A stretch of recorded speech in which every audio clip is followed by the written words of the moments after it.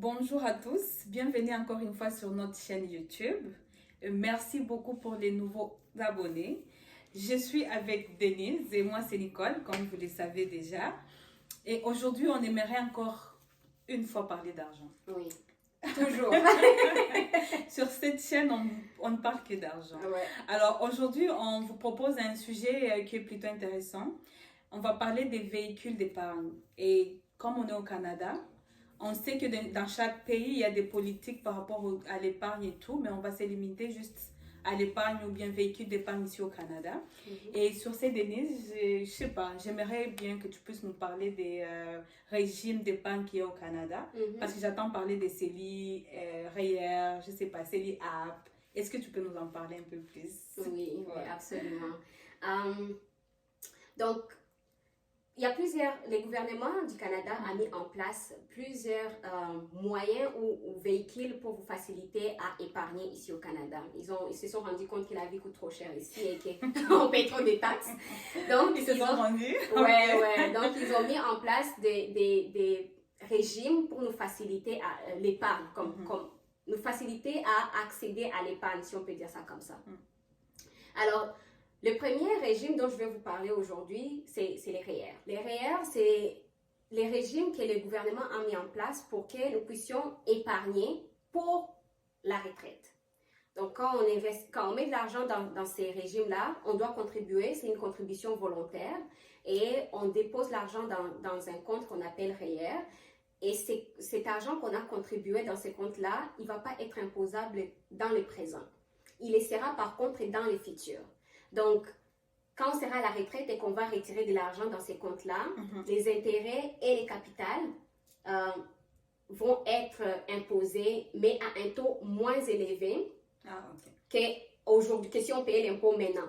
Tu vois? Donc, supposons que je gagne, en tout cas, 100 000. OK. Supposons que je gagne 100 000 par an et que je décide de mettre, par exemple, après mes dépenses et tout, j'ai 60 000. OK. Si je décide de mettre, est-ce que je peux mettre 60 000? Non, malheureusement, non. Le gouvernement a mis aussi des limites sur combien est-ce qu'on peut épargner dans ces régimes-là.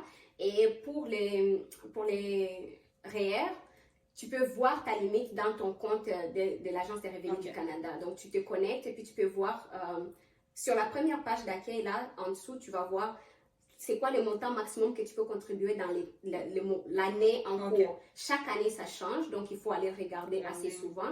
Et ça serait de respecter la limite, parce que quand on ne respecte pas la limite, on est pénalisé.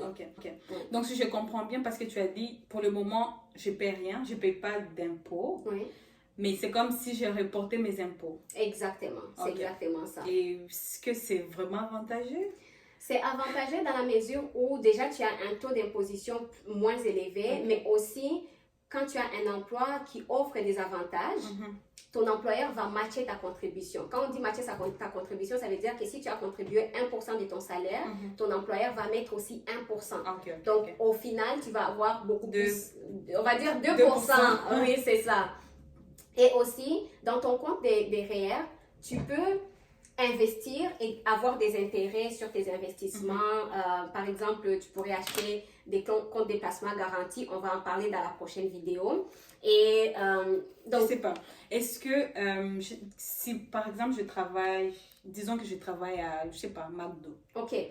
Est-ce que je dois savoir que McDo offre ça ou je dois, je sais pas. Est-ce qu'il y a certaines catégories d'employeurs qui peuvent? Normalement, on est admissible à un REER même quand il est offert par notre employeur après la période de probation. Et il y a certains organismes ou certaines entreprises qui n'offrent pas ces régimes-là. Souvent, ça va être écrit sur l'annonce de l'offre d'emploi ou alors dans votre contrat. Donc, prenez la peine de les lire. Mais si votre employeur va matcher votre contribution, il va vous dire, on peut matcher et à telle hauteur, donc à tel pourcentage.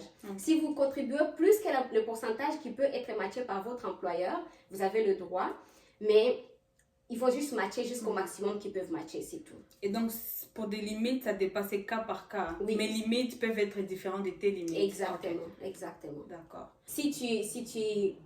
On va dire si tu gagnes $10 000, c'est un exemple, si tu gagnes $10 000 et que tu payes l'impôt maintenant, tu vas payer plus d'impôts que si tu avais les 10 000 $ à la retraite et que tu retires dans ton REER. Il y a une autre chose qui est un avantage de mettre de l'argent dans les REER, c'est que ça te permet d'acheter la première maison. Donc, si tu achètes la première maison avec l'argent qui est dans ton REER, normalement, tu ne payes pas d'impôt sur les retraits. Et puis, si tu payes tes études avec l'argent qui sont dans les REER, aussi, tu payes pas de taxes. C'est ça. Okay. Est-ce que tu peux me parler d'autres régimes? Oui. Oui. Donc, le prochain, je pense, ça va être les CELI, qui est un des régimes quand même le plus connu. Le plus connu? T'es sûre? Je pense. Okay. Parce que celui-là, c'est les régimes qui te permettent d'épargner de l'argent à l'abri, de fructifier de l'argent à l'abri des impôts. Donc, pour celui-là, au lieu de ne pas payer l'impôt maintenant et de le payer dans le futur, tu payes l'impôt maintenant, mais tu ne le payes plus dans le futur. Je pense que ça m'intéresse plus. Parce que j'aime pas des dettes. C'est ça. Donc, tu le payes tu payes l'impôt maintenant sur ton salaire actuel, tu ne le payes plus dans le futur, et les intérêts que tu vas faire sur le montant que tu as contribué ne va pas être imposé.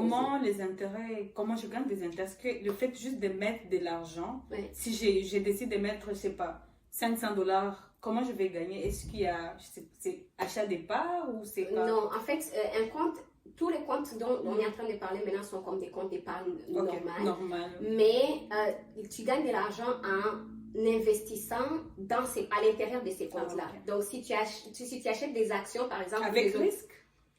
Il y a des types d'investissements. Il y a plusieurs types d'investissements. Il y en a qui sont plus risqués que d'autres. Les moins risqués, à ma connaissance, c'est les CPG, comptes de placement garanti, que vous pouvez prendre auprès de votre banque ou prendre auprès des fournisseurs, de brokers, comme on les appelle. Mais c'est les moins risqués parce que dans ces comptes-là, tu prêtes de l'argent à la banque et la banque te dit, je vais te redonner cet argent avec tel intérêt après cette période. Donc, la période est déterminée, le montant d'intérêt est déterminé et c'est plus facile en fait comme ça. Et j'imagine comme c'est plus facile et comme il n'y a pas de risque, donc tu ne gagnes pas beaucoup. Mais bien évidemment, c'est comme ça l'investissement. Le plus de risques qu'on prend, le plus de chances qu'on a de gagner de l'argent. Souvent, les taux d'intérêt varient entre, on va dire, 6% et 3%, mais dépendamment des situations, ça peut être un peu plus. Donc, juste prenez la peine d'appeler votre banque et de demander c'est quoi leur compte de placement garanti ou CPG tout simplement, et quels sont les taux qu'ils peuvent vous offrir selon la disponibilité. Je dois noter que pour ces comptes-là, vous prêtez de l'argent à la banque pour un temps précis et il y en a deux, donc il y en a où vous pouvez retirer votre argent quand vous voulez, ça s'appelle un CPG ouvert, et il y en a l'autre qui est fermé où vous dites je te prête l'argent pour une année et pendant cette une année-là, je ne retire pas cet argent-là, c'est ça. Par contre, pour l'achat d'une maison, il y a un autre régime que le gouvernement a mis en place pour encourager l'achat d'une première maison. Et ce régime-là s'appelle CELI-AP. C'est un nouveau régime qu'ils ont mis en place, je pense, à partir de l'année passée. Et c'est un régime qui combine à la fois les avantages du REER et les avantages du CELI. Ça, c'est intéressant. Oui, c'est très, très intéressant. Donc, dans ces régimes-là, vous ne payez pas l'impôt sur votre contribution aujourd'hui, comme durant l'année en cours, et vous n'allez pas payer d'impôt sur les gains et le capital dans le futur. C'est ça. Donc, c'est vraiment un très bon programme que... Est-ce que si je suis mariée ou je suis j'ai un conjoint de fait qui a déjà une maison, est-ce que je peux appliquer pour ce régime? Je suis désolée de t'annoncer que... Non, malheureusement, non. Sauf dans des cas d'exception, mais normalement, si...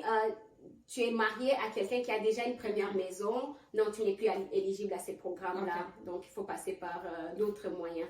Tu peux contribuer de l'argent dans ton REER. Et si j'ai même mon argent, supposons que j'ai déjà 50 000 dans mon CELI-AP, et que demain, je me dis, je ne veux plus acheter de maison. Je fais quoi avec cet argent? Est-ce que je peux retirer? Non, tu peux pas juste retirer cet argent-là. C'est mon argent.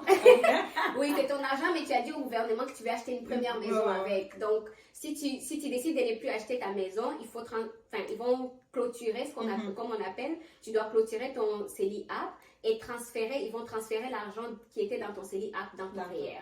C'est ça, oui. Par contre, il y a tout, comme d'habitude, il y a une limite de contribution. L'année passée, c'était 8 000. 8 000 seulement? Oui, par année. Oui, c'est pas beaucoup quand même pour l'achat d'une maison. Hein? Mais c'est chaque année. Donc, tu peux contribuer jusqu'à hauteur de 40 000, si je ne me trompe pas. Oui, c'est ça. Ok. Disons, c'est juste pour les down payments? Oui, c'est pour les down payments et puis pour les paiements des autres coûts qui sont liés à l'achat d'une maison. Notaire, peut-être. Exactement. C'est plutôt intéressant. C'est très intéressant. Moi, je pense que c'est un des meilleurs programmes que le gouvernement a mis en place, honnêtement. Est-ce qu'il y a d'autres régimes d'épargne? Oui, il y en a plusieurs au Canada, mais on va se limiter au régime le plus connu ou les plus utilisés. Ouais. Donc, à part ces trois qu'on a déjà dit, on a un autre régime qui s'appelle les REE. C'est R-E-E-E, donc 3 E après les R. Donc, c'est REE. Exact. Et puis, celui-là, c'est un régime que le gouvernement a mis en place pour permettre aux parents d'économiser de l'argent pour les études post-secondaires de leurs enfants. Donc, c'est vraiment de l'argent spécifiquement pour ça. Et quand tu ouvres ces comptes-là pour ton enfant, tu es admissible aux subventions que le gouvernement a mis en place pour encourager en fait les parents à faire ça. Donc, ça te permet en fait, les subventions du gouvernement viennent s'ajouter à ta contribution. Oui. C'est juste peut-être pour encourager les parents à... Oui, c'est absolument pour encourager les parents. Et puis, à part celui-là, il y a un autre qui est les REI, comme on dit. REI. Oui, donc c'est R-E-E-I. REI. Exactement. Et celui-là, c'est pour soutenir les personnes qui prennent soin de quelqu'un qui est en situation d'invalidité. Donc, dans ces programmes aussi, tu as une limite de contribution, tu peux contribuer et tu as droit aux subventions. Si je comprends bien, si par exemple je prends soin d'un parent qui est en situation d'invalidité, est-ce que c'est moi la bénéficiaire ou bien c'est justement la personne en situation de handicap? En fait, la façon dont c'est fait, tu es comme un peu mandaté par le gouvernement. Parce que c'est toi qui prends soin de la personne. Donc, ce serait toi la bénéficiaire, mais tu prends soin de l'autre personne qui est en situation d'invalidité. C'est ça. Merci Denise. Je pense qu'on a fait le tour. Oui, on a vraiment fait le tour, mais je voudrais ajouter une petite chose. C'est juste demander à toutes les personnes qui nous écoutent d'appeler leur banque. Appelez votre banque et demandez à parler à un conseiller financier pour expliquer c'est quoi votre situation. Comme ça, eux, ils vont vous donner des conseils plus précis sur votre situation. En plus, c'est gratuit. C'est gratuit et c'est votre droit. N'hésitez pas à poser toutes les questions que vous voulez poser. Vous n'êtes pas obligé de vous déplacer, c'est juste au téléphone. Au téléphone, absolument. Et puis nous, on va vous mettre toutes les ressources que nous avons utilisées pour préparer cette vidéo en description. Pour les personnes qui veulent se renseigner un peu plus, c'est documenté sur le sujet. Mais aussi... on va vous parler de nos expériences dans la prochaine vidéo. Absolument. Sur ce, je vous invite fortement à, activer la cloche des notifications comme ça. Dès que la vidéo est en ligne, vous allez pouvoir être avertis. Et la prochaine vidéo est là. Donc, c'est ça. Merci beaucoup pour votre attention. Et on s'est dit à très bientôt. À très bientôt.